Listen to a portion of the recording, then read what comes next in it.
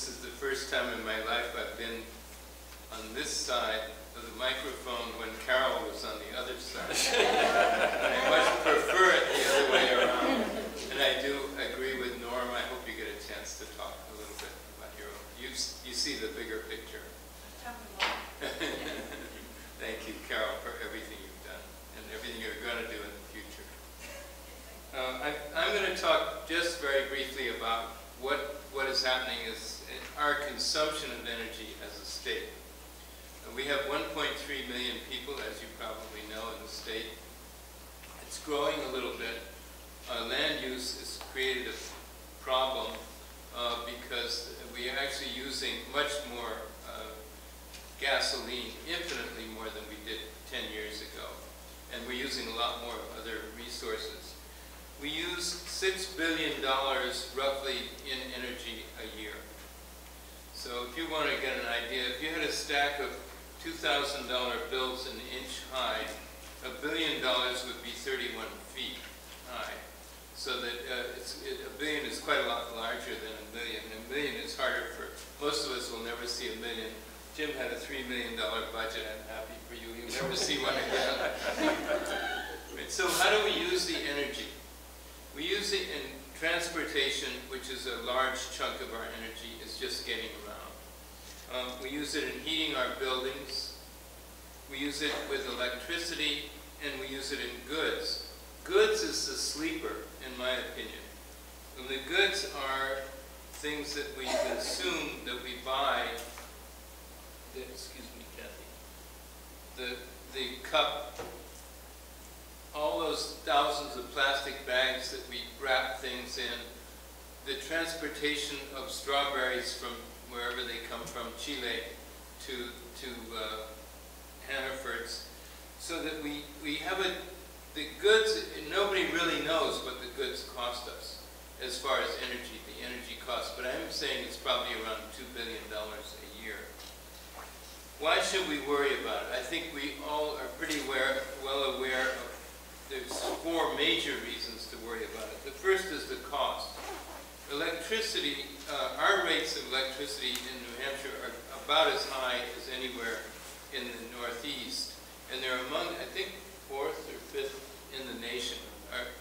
We're below Hawaii. I don't know how Hawaii makes electricity, but I think they have diesel engines or something. But our electric costs are going up about 2.5% a year. And if you add that up, it's a fairly steep curve. The cost of fossil fuel is going up about 10% a year, and maybe faster than that. We've seen these spikes, but overall in the last 5 years, it's been about 10%. The second thing is public health. I think you're aware, you've heard the expression, New Hampshire is the tailpipe of the nation. Basically, the weather comes from both the west and the south and converges up on the coast. It's pushed into a fairly narrow corridor.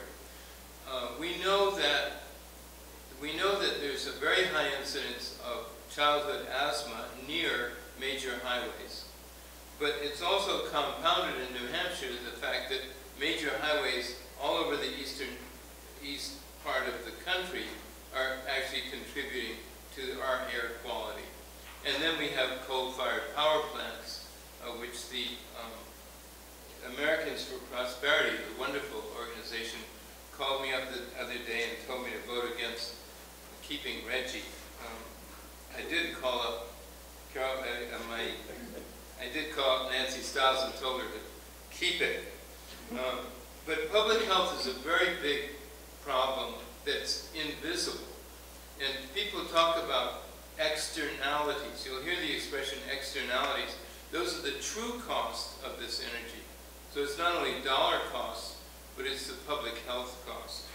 The third problem, and the reason we should worry about energy, is strategic. And I think, and Robin is going to talk about that. He gave great testimony last week in the Senate, New Hampshire Senate. And the fourth reason is the one that may have motivated many of us to be here, is the climate. And we all know that our climate is changing quite rapidly. And caused by sunspots, as some people would have us say. In fact, they have these, in the hearing, the Reggie hearing in the House of Representatives, and Robin had to sit there and listen to it all day long. There were 3 wonderful meteorologists. Meteorologists apparently predict weather, whereas climate scientists predict climate. Okay, so we learned very easily what the difference were. And these meteorologists, there are 3 of them, and let's call them Larry, Curly, and Mo. But they, one of them said that sunspots do cause change in climate change. Another one said that, I can't remember what Larry said, but Mo said, or Curly said that actually CO2 is very good for you. And there's a lot of it here right in this room, which in the legislature is true. But it's very good for you. I think he said it was good for your love life. But we know that these 4 reasons are reasons that we should worry about climate. It would probably cost us about $15 billion to reduce this $6 billion energy bill in New Hampshire down by about 30%. And by the way, we use about twice as much energy in a lot of these sectors as people in Europe and Asia, even per square foot. We use 1/5 of the amount of energy that Chinese citizen uses. So just cutting it by 1/3 would cost about $15 billion. The $15 billion, as you can imagine, is not sitting around under the table somewhere and Jim will pull it out. It's going to be very hard to get that. The ARA money, the stimulus money for New Hampshire is only $100 million. And that's only a drop in the bucket. But it's been a very well managed program in New Hampshire, and we've learned a great deal where we should target. I think maybe I'll just spare you with all the details about subsidies and so on, but there are subsidies available, and also maybe an answer to questions or if anybody's particularly interested in it. The only thing I will say is that I'm chair of something called the Municipal Energy Working Group in the state, and what we found was that people are very confused about how a building performs. And so that you can go into a building, you really don't, every building is different from every other building. And so what we found is that we had to really understand how energy audits work. And so what we've done is put together a program on energy auditors. We got a small grant from the Charitable Foundation. We set up guidelines for energy audits. And that's going to be available on the website of the Public Utilities Commission. And it's really fabulous work. It really teaches you a lot about how your building performs and how to look at it.